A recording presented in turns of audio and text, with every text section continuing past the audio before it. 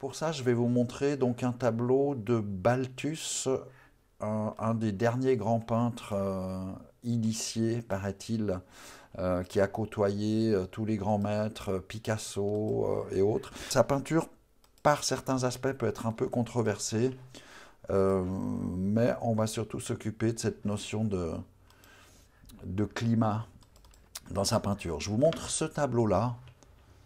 Alors, qu'est-ce que c'est que le climat? En fait, le climat, c'est cette idée d'essayer de créer une atmosphère, une ambiance, hein, presque une espèce d'intimité, de proximité avec le modèle. Et je ne sais pas si vous êtes d'accord, mais dans ce tableau, on sent bien cette espèce de climat, une certaine douceur aussi peut-être. Comment est-ce qu'il obtient un climat? C'est ça qu'on va voir. Avant de vous parler de comment obtenir le climat, j'aimerais vous montrer deux, trois petites choses intéressantes sur ce tableau qui au début ne paye pas vraiment de mine, hein. Quand on ne connaît pas bien la peinture, on peut passer devant et puis se dire ouais, bof, sans plus.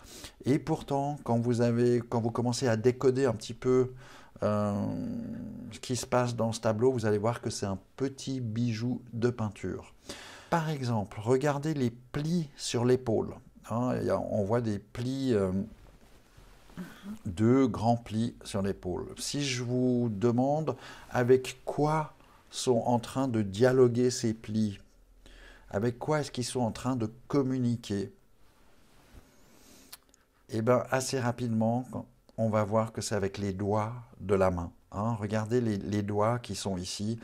Eh bien, en fait, il y a un dialogue entre ces plis et les doigts de la main. Et ça, c'est quelque chose qui nous intéresse en peinture. Créer des dialogues, harmoniser les éléments. En termes de structure, ces deux plis ressemblent à un triangle. Les deux mains telles qu'elles sont représentées, posées, on peut aussi sentir ou voir un triangle sur ces deux mains. Et regardez la forme que j'ai entre les deux bras. Eh bien, j'ai aussi un triangle. Et en fait, il y a une magnifique suite, une magnifique progression entre ces trois plans qui sont ici.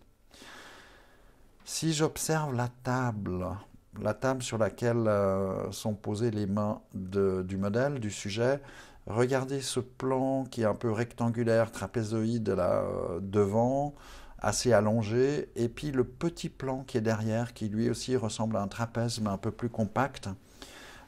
Avec quel plan vous allez voir dialoguer ces deux plans que je viens de citer?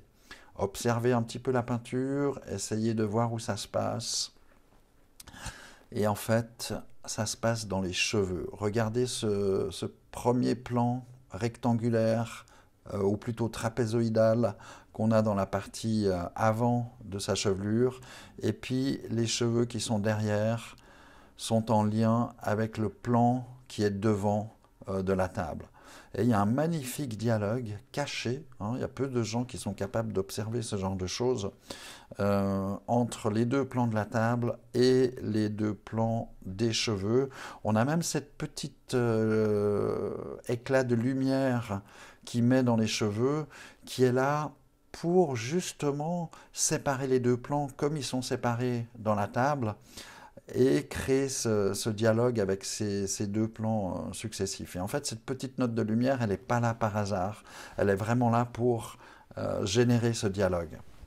Comment est-ce qu'on obtient le climat? En fait, on obtient le climat en restant sur une ligne de l'échelle. C'est-à-dire qu'on ne va pas utiliser le blanc et le noir, mais on va utiliser une seule ligne. Ça peut être la première ligne de l'échelle, ça peut être la deuxième. En fait, on va restreindre l'intensité des contrastes.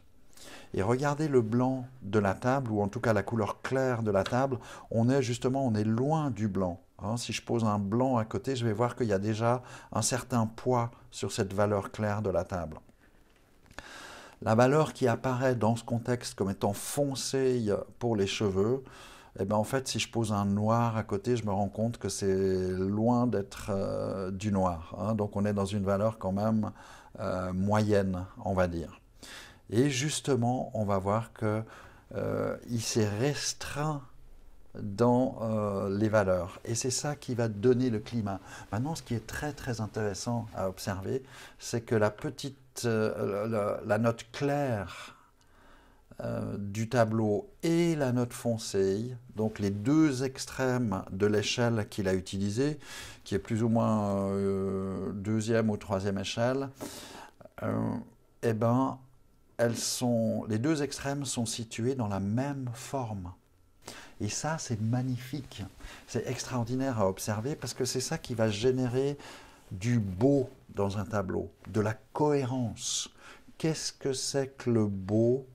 Comment l'obtenir? Ben, c'est justement des jeux internes, des jeux esthétiques. C'est pas vraiment le sujet qui va créer du beau, mais c'est comment est-ce que je traite le sujet et comment est-ce que je joue avec les principes esthétiques qui sous-tendent la peinture.